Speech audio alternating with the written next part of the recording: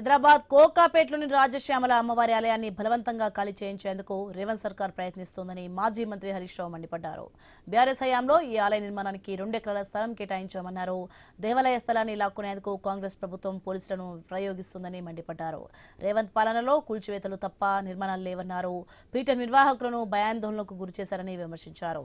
దేవాలయాలపై కాంగ్రెస్ ప్రభుత్వం కక్ష సాధింపు చర్యలు దారుణమన్నారు. శారదాపీఠం ఆధ్వర్యంలో హైదరాబాద్లో దాదాపు 16 దేవాలయాలు నడుస్తున్నాయి. ఎందుకు ఈ దేవాలయాన్ని కూల్చాలనుకుంటున్నావు, ఎందుకు ఈ మఠాన్ని కూల్చాలనుకుంటున్నావో నేను ఈరోజు అడుగుతా ఉన్నాం. కేసీఆర్ గారు ఆనవాళ్లు మారుస్తా అంటే కేసీఆర్ గారు కట్టిన గుళ్ళు కూలుస్తావు, కేసీఆర్ గారు హయాంలో నిర్మించిన మఠాలను కూడా కూల్చడమేనా నువ్వు ఆనవాళ్లు మార్చడం అంటే? నువ్వు ఏం చేయదలుచుకున్నావు? మఠాలు కూల్చేస్తావు, ఆలయాలు కూల్చేస్తావు, ఇక ఇవి కూల్చడమేనా నీ పాలన? నిన్న ఖమ్మంలో పేదల ఇళ్లు కూల్చావు, హైడ్రా పేరిట హైదరాబాద్ లో ప్రజల బతుకులు కూల్చావు. ఏ కూల్చడం తప్ప నీ జీవితంలో ఇంకేం రాదా?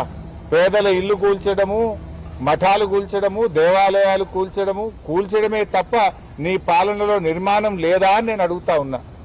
ఎందుకు ఇలా శారదాపీఠం వెంటబడ్డావు? ఇల్లు కూల్చడం అయిపోయింది, రేవంత్ ఇప్పుడు గుళ్ళు కూలుస్తున్నారని హరీష్ రావు మండిపడ్డారు. కేసీఆర్ హయాంలో ఆలయాలను పునర్నిర్మించారని తెలిపారు. రేవంత్ రెడ్డి ఆలయాలను కూలుస్తున్నారని విమర్శించారు. శారదా పీఠానికి భూమి ఇచ్చి 7 ఏళ్లు అయిందని తెలిపారు.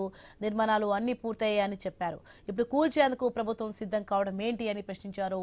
కూల్చివేతలు చేయకపోతే రేవంత్ కు నిద్ర పట్టదా అని నిలదీశారు. రేవంత్ రెడ్డి పాలన ఎట్లా తయారైందంటే విపరీత కాలే వినాశ బుద్ధి అన్నట్టు ఇవాళ అడ్డగోలు వ్యవహారాలకు రేవంత్ రెడ్డి గారి ప్రభుత్వం పాల్పడతా ఉంది. ఈ ప్రభుత్వం చేసే అన్యాయాల అక్రమాల పరంపర చివరికి దేవాలయాలకు మఠాలకు కూడా తప్పని పరిస్థితి ఏర్పడ్డది.